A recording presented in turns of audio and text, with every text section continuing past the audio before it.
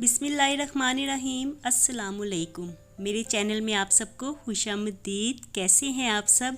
दुआ है कि आप सब बिल्कुल खैरियत से हों। आज हमारे किचन में बन रही है इमली की खट्टी मीठी सी चटनी, जो कि रमज़ान में ख़ास तौर पे बड़े शौक़ से खाई जाती है। इसे समोसों के साथ खाइए, दही बल्लों के ऊपर डाल के खाइए, आपको चस्का ही आ जाएगा। तो मेरी रेसिपीज़ अगर आपको पसंद आती हैं तो लाइक कीजिए, चैनल पे नए होंगे सब्सक्राइब ज़रूर कर लीजिए। तो चलिए इमली की खट्टी मीठी सी चटनी बनाना शुरू करते हैं। चटनी बनाने के लिए यहाँ पे मैंने 1 कप इमली ली है और इसमें 2 कप्स में पानी ऐड करूँगी। और अब इसे अच्छी तरह से मिक्स करते हुए मैं इसे ओवरनाइट स्टे दूँगी ताकि इमली नरम हो जाए और इसका पल्प हमें मिल जाए। और ओवरनाइट स्टे देने के बाद इमली चटनी बनाने के लिए बिल्कुल रेडी हो गई है। तो सबसे पहले हम इसकी गुठलियाँ अलहदा कर लेंगे, लेकिन इसके ऊपर जो पल्प लगा होता है उसको हम अलहदा नहीं करेंगे, बस इसकी गुठलियों को ही हमें सेपरेट करना है। तो देखिए यहाँ पे सारी गुठलियाँ मैंने अलहदा कर ली हैं।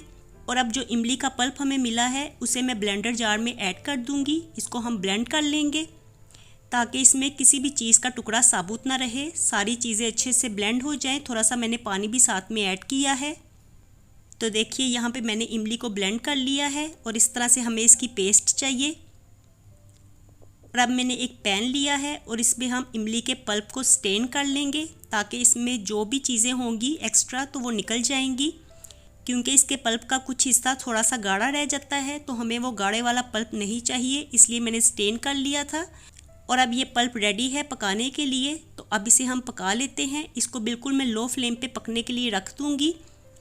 और जब इसमें एक उबाल आ जाएगा तो इसमें 1 कप मैं शक्कर ऐड करूँगी। आप चाहें तो 1 कप गुड़ भी ऐड कर सकते हैं। और अब इसे अच्छी तरह से मिक्स कर लेंगे और मिक्स करने के बाद इसे लो फ्लेम पे पकने के लिए रख देंगे।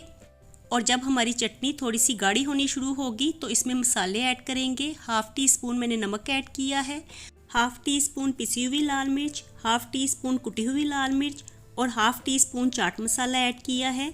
साथ ही 1/2 टीस्पून मैंने काला नमक भी ऐड किया है।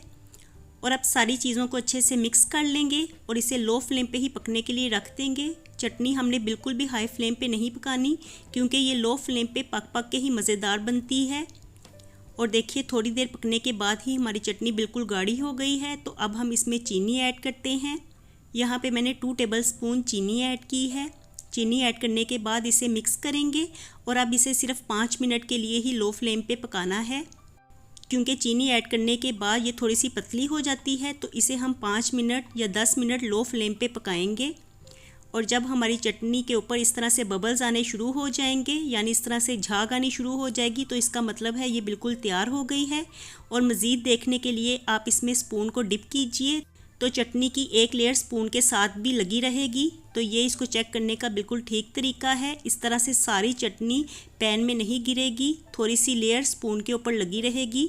तो अब हम फ्लेम को ऑफ़ कर देते हैं और चटनी को ठंडा कर लेते हैं। और देखिए यहाँ पे चटनी बिल्कुल अच्छे से ठंडी हो गई है। तो अब इसमें हम 1 टेबलस्पून सिरका ऐड करेंगे ताकि ये 15 से 20 दिन तक भी ख़राब ना हो। तो अगर आप फ्रिज से बाहर ही इसको रख रहे हैं तो ये 8 दिन तक इस्तेमाल की जा सकती है, लेकिन फ्रिज में रख के आप इसे 15 से 20 दिन तक भी इजीली इस्तेमाल कर सकते हैं।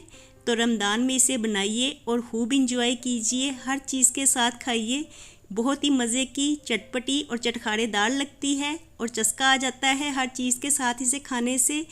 और देखिए हमारी चटनी कितनी ज़बरदस्त सी तैयार हो गई है। और ये इसका नेचुरल कलर है, हमने इसमें बिल्कुल भी फूड कलर को ऐड नहीं किया। तो इसे एयर टाइट कंटेनर में डाल के फ्रिज में रख लीजिए और जब मर्ज़ी इस्तेमाल कीजिए।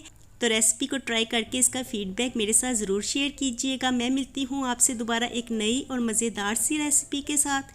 अल्लाह हाफिज़ एंड टेक केयर।